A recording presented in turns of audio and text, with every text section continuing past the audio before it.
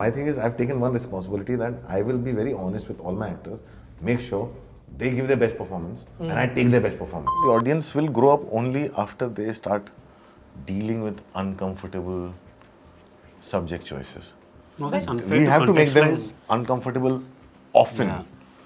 for them to come out and start thinking for themselves. One biggest rule, golden rule for me, low budget filmmaking is it should never look like low budget. It should never look like I had no money to make that film. So the film has to look massive.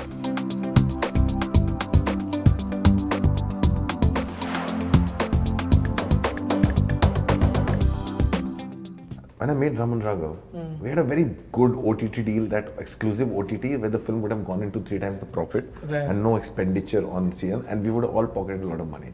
I refused it. I said, because if it goes OTT, there are a lot of newcomers in the film. They will not have a film career that has begun. Right. They'll still be considered television. So we refused that. It comes from that place. Because for me, when I came into the industry, being an outsider, being through that, and I know how much people put into something. If I upfront say I'm doing this for, say, a OTT platform, Correct. Then you're signing up for that. then right. everybody's signing up for Yeah. it. So for me, and I feel responsible for every actor. My thing is, I've taken one responsibility that I will be very honest with all my actors, make sure they give their best performance and I take their best performance. Right. I do not promise a hit.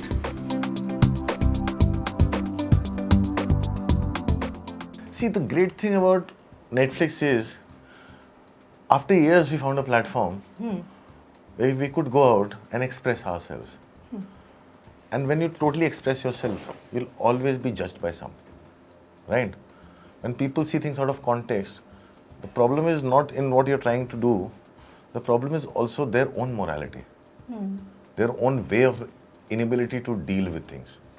Like if somebody is like, why is it that when you look at sexuality on screen, say in an English movie or a foreign language movie, people easily digest it because it's about the other. When it's in our context, we kind of get uncomfortable. So I think that's where the audience will grow up only after they start dealing with uncomfortable subject choices. No, that's unfair We have to make them contextualize. uncomfortable often Yeah. for them to come out and start thinking for themselves. We're so used to people censoring our thoughts, thinking for us, doing things for us. That's how everything is all around us. So I think it's very important to make people uncomfortable.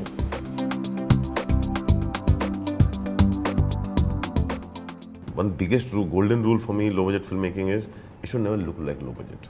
It should never look like I had no money to make that film. So the film has to look massive. Right. And my biggest philosophy is when a film has to look massive and you can't create a set, then the entire city is your set. Sure. Put the camera As you did anywhere. with Black Friday. Black Friday with every film. And plus then I cannot repeat the same area. I can't go to where I've gone for Black Friday. Right. I can't go to where I've gone for Ugly. Ugly, true. I can't go to all those places. Let's find a new Bombay. And we found these amazing locations. We found these abandoned locations. We found this in Bombay city. We found a new Bombay. And then the idea was to write the film backwards. And we wrote the film backwards. My thing is 20 days means 2 into 10. If I spend 2 days shooting a sequence, the film can't have more than 10 sequences. Right. In those 10 sequences, I have to have past, present, future. I have to have the whole lot of drama. And it was then written like that. And the whole film was written like that.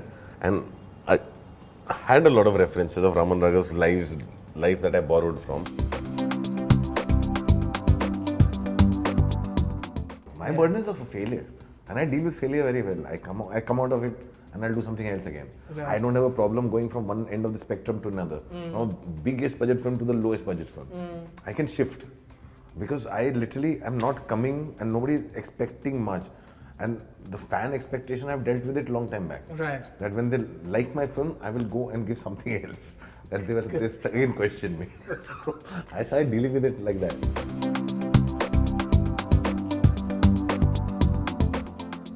I wanted to make Bomber, but I've been wanting to make that film for years. And a lot of budget also, when you look back in retrospect, you realize when the film costs too much, it puts you on a back foot. I was actually on a back foot. So I can't really blame anyone. Everything that went wrong because I was on a back foot. it went wrong because I did not say no when I should have said no.